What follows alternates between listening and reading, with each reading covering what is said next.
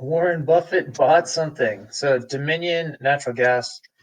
And let's take a look at what's going on because he didn't just buy like Dominion stock or something like that. Um, Warren Buffett, Berkshire Hathaway announced the agreement to purchase uh, gas transmission and storage assets. So they're buying the piping and the storage tanks for liquid natural gas, mostly on the East Coast. And yeah. So here's what they're going to get is 100% of Dominion Energy Transmission, Questar Pipelines, Carolina Gas Transmission. So this is a bunch of East Coast natural gas pipes. And the big deal with Dominion is they've been working on this Atlantic Coast pipeline for the last couple of years, and it's been stalled and delayed.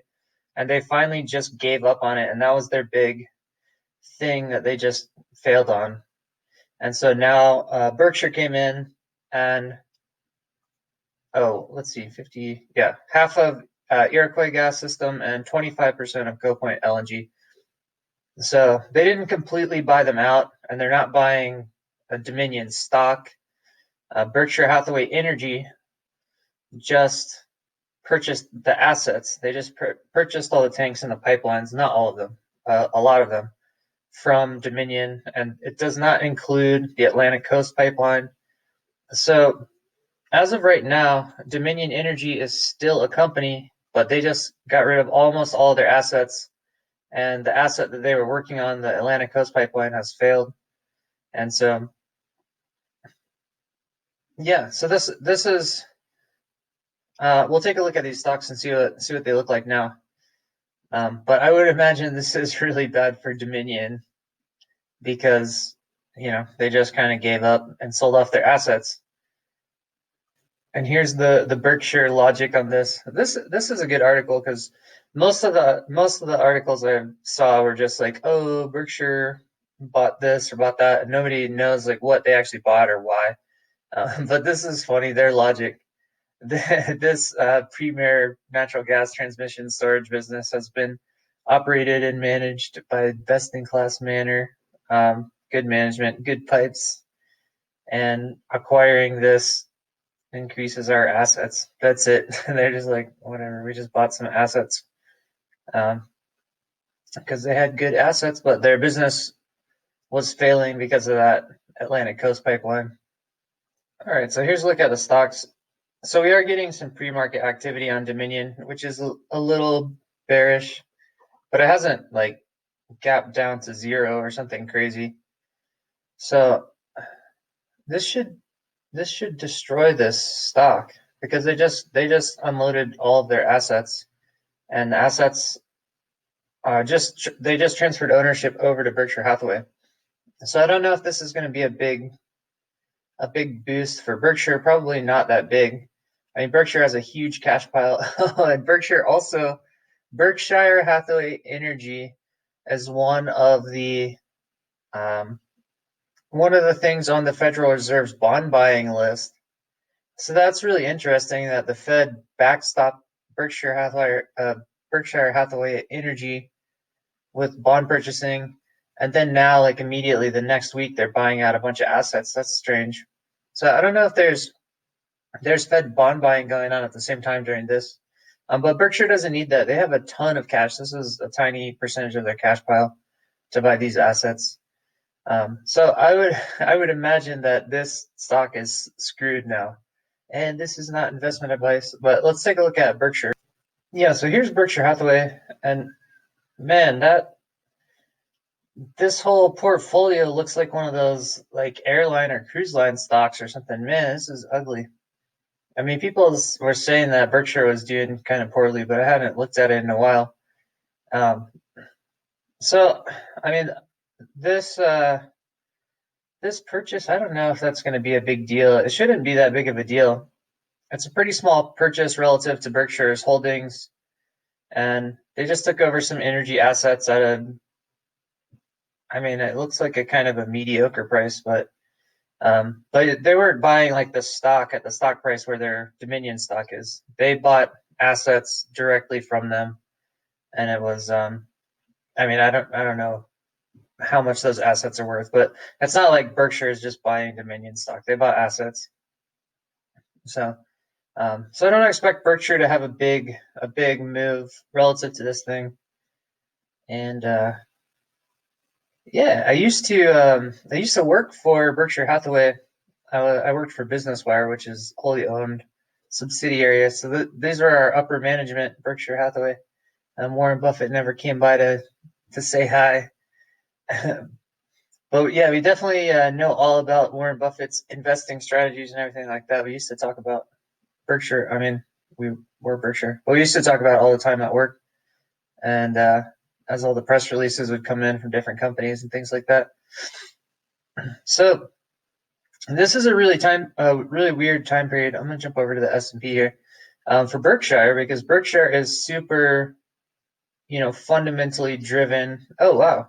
Oh, it popped. Oh, okay. Yeah. So this off-market trading. Oh, sorry. I was saying, yeah, Berkshire Hathaway is, I mean, all about fundamentals, like price to value kind of fundamentals, and those fundamentals are not happening right now. And this market, we have just hype and different fundamentals happening, which is really hard to kind of pin down which fundamentals are important for figuring out which way the market is going.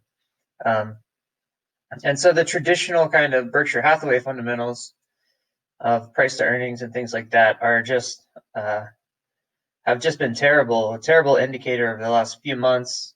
The liquidity indicators, looking at like the Fed balance sheet versus the Treasury General account to see how much liquidity is like flowing in or out, and then looking at foreign purchases and foreign Treasury purchases to try to look at foreign dollar flows and swap lines.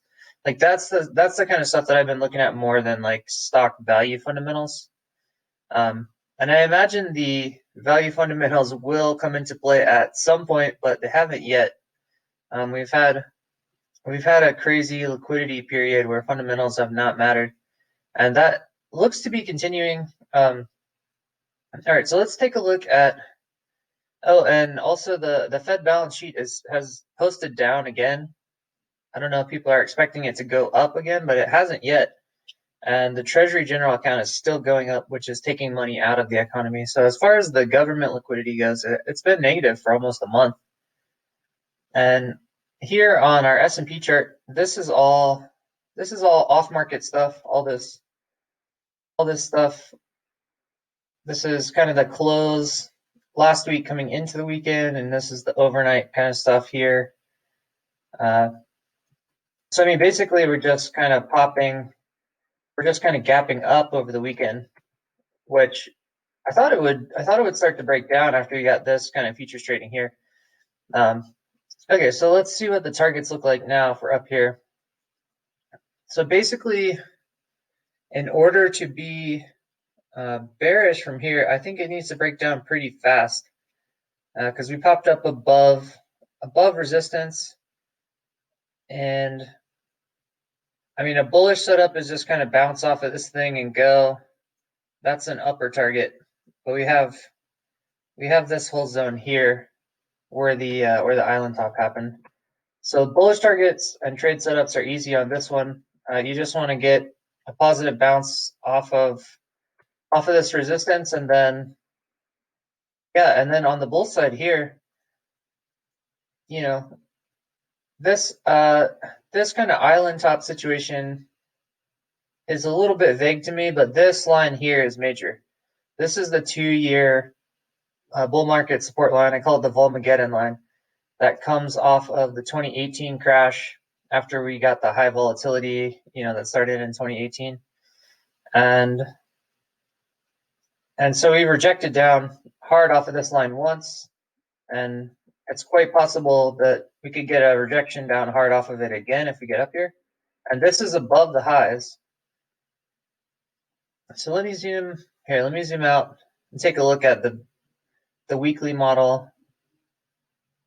Just kind of show the zone we're in. Crazy land zone here. So this is Volmageddon here at the beginning of 2018. And this is the first spot where volatility like kicked up to a higher level and things got crazy, and then we had this big rip where people thought the whole market was going to collapse, and we got the V-shaped recovery into a higher trend line. And so that's nutty. And now we're in this huge expanding high volatility zone. And so, I mean, we're way up here, and there's still, I think the volatility's come down a bit. We're not getting pre-market on that yet, but the volatility is coming down a little bit, but it still is really high kind of bear market volatility levels. And we're in this expanding zone, and we're still underneath this 2-year support line, but the big 12-year support line off the bottom of the financial crisis we're above. So this is a crazy spot. It's a crazy territory. We're like in the middle of nowhere, swinging around. If we break down below here, that's bear market territory. If we break above here, that's bull market territory. And then just on the kind of long-term momentum stuff, this is the bull-bear kind of dividing line. And so we've had a lot of activity on the bull side of the line here, and momentum is just starting to swing bullish. And so this pop, let me go to the SPX. Yeah, here, this is the SPX. So the other one was showing the pre-market activity and things like that. But this one is just showing, the cash trading sessions here. And so you get all these gaps that people like to point out. And here we have this island top that doesn't include the off-market trading and the futures trading. And so as far as kind of horizontal resistance, we have a resistance spot, just kind of in here. This whole area is sort of a resistance spot relative to the island top. So if you get an island top, double island tops are not that rare, and they usually don't make it above the first one. And so we haven't made it up and closed this thing out yet, as far as that goes. Yeah, so basically it's a bullish setup with a ton of really heavy resistance areas here, here, here. And then my big one is here, which I don't think anyone else would even be considering this a resistance area. I think most people think if we get out of the top, like it's just like a crazy town or something like that. But this is a major, major bull market support line that we have rejected off of already. So bulls definitely have to break this before this thing gets bullish. And you got to get up here. You got to get above this thing. You need to use this as support, and then the bull market line, could kind of follow this angle here if it got up there. Oh, right, I'm on the SPX, so I don't have that huge zone drawn out on this one. But the upper area, like the upper edge of that huge wide volatility zone I was just showing you, is like way up here somewhere around like 3,500. So if, this is a lot of stuff to get through, but if the bulls can break through all this stuff and get kind of a positive move above here, this is a huge, huge area before you get to the top of that volatility range on the bullish side.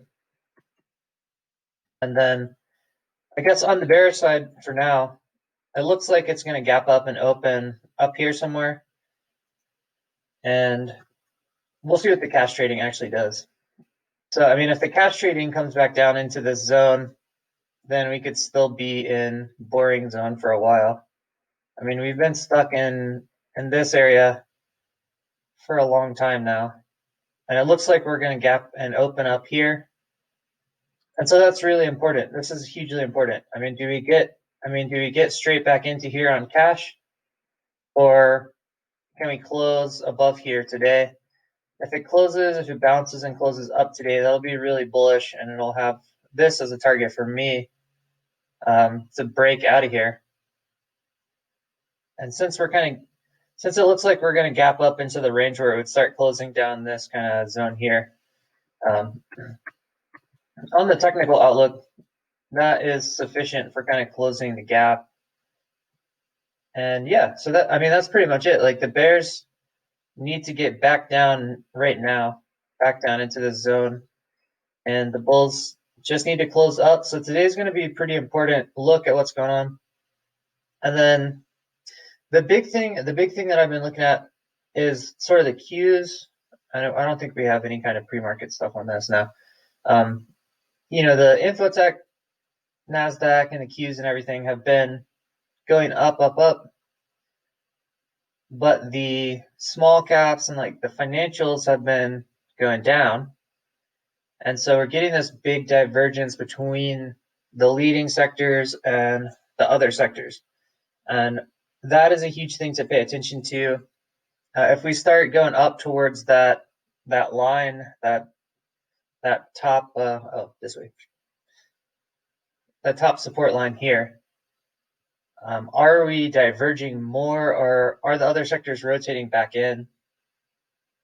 And so this whole area from the top, I guess everything everything from where it is now all the way up here, from 3185 all the way above this line, maybe to 3295. That whole area is a ton of bearish craziness for the bulls to try to get through right now. So this is a bunch of different resistance levels, and the bulls are trying to break out of the first one here, but it's a bunch of more stuff to break through now. So I guess on a bullish trade, this is a difficult spot to try to go bullish because there's just a ton of resistance to get through. And breaking out of here, this is where there's no more resistance, basically. I mean, we just have, where this thing reversed, and then this really high line up here. And I don't know if the market would try to continue a crazy angle like it has been on. But yeah, that's sort of the lines here. And then a lot of these bearish lines, you can see the momentum, even though we're up here now, it's still trending down. We still have high volatility. So, we're up here, but we're still just kind of in between the bear and the bull market. Like this is a line that's keeping the bear market model down. Here we have bear market volatility, but we have bullish technicals above here, and then we have bullish technicals above the long-term support line that we've had for 12 years here. And so yeah, that's it. We're still in the middle of nowhere, but this opening up here, I think it will be a pretty big deal. And let me check out the momentum. So the momentum is just kind of in bullish territory a little bit. It's trying to go a little bullish, but not very strong. And that's a bullish move in bull territory. Bull move in bull territory. Bull move in bull territory. So over the next 3-week outlook, there is bullish momentum, and it's just starting to kind of calm down. It looks like here. Yeah, so the bullish momentum is up in bull territory, kind of chilling out. So, and just what I was saying before is, I mean, all the bulls need to do is keep it from dropping down back here. If they can just stay up here and the bearish momentum doesn't break down, then that would be super bullish. So that's the outlook on Berkshire. I wonder what people think about Berkshire buying something. Like, is that good or bad for the market? Like Warren Buffett sold stuff, and that was really good for the market. And the fundamentals make no sense. But he's not buying. He's not buying like the infotech sector or something like that. He just bought some energy assets off of a company that was failing, that had good management and good assets. So yeah, I think that actually doesn't have that much of an effect on the market. And we can see what the dollar is doing now. Oh, dollar's trying to break down a little bit. Okay, so I mean that makes sense. At the same time that the S&P is trying to move up. But what I've shown before is, we're on this kind of weak dollar bullish move here, and that has been corresponding to just kind of a weak bearish trend in the market. And this down move here is corresponding to an up move in the market. So the dollar hasn't really been useful as a leading indicator, but it's still moving opposite to the market, which is just important to note. Like if we see the dollar and the market going up together, that's kind of a fundamental change to try to reevaluate some things. But right now we're not getting any kind of fundamental change, and this isn't breaking down far enough to be like out of the bullish trend yet. It needs to really break down. This thing's on like a 10-year kind of bull trend from way back, and this is along the bottom support of like a 10-year line. And yeah, if it can break down, like actually break down, that'll be a big deal. But just for now, not much indicated right now, but we might get some cool indicators from this over the week. See if the sectors are splitting more, see if the dollar is breaking down. Yeah. So yeah, right now the bulls just need to try to stay up there. Just today, like close up where it is. And the yen is not breaking down or anything like that. This yen chart has kind of led some down moves in the market. This down and this down move, and this one. These all led down moves in the market. So I like to keep the yen on the short list just in case the yen breaks. It's like, oh, the stock market may move down tomorrow. But that's really all we can see now. Our Bitcoin, you can always see. Okay, Bitcoin's moving up. The market's moving up. Bitcoin likes to follow the off-market trading. It keeps doing that. But this Bitcoin chart doesn't look super bullish to me. We're in kind of this rising wedge and popped and broke down under it, and now we're looking like we're kind of following a downtrend line here, and I don't like it. I don't like the shape of the Bitcoin chart right now. It's kind of turning over. It's back underneath this kind of downward trend. It didn't break out to the upside. There was a chart similar to this on Tesla whenever, like a month ago, and we had this upward angle running into a downward trend line, and it pinched in here like this too on Tesla. And Tesla popped out of the top. Bitcoin broke down out of the bottom. So that's that. And yeah, I'll be really interested to see what kind of cash opening we get today, if it follows the weekend stuff or not.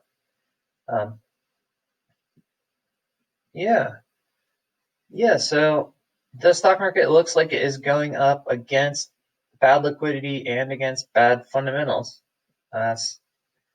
which is different than most of the last 3 months, because there was really excess liquidity for the last 3 months, but the last 3 weeks has been really tight liquidity, and so we've seen it kind of chopping down. But we won't get to see the balance sheet updates until after market on Thursday.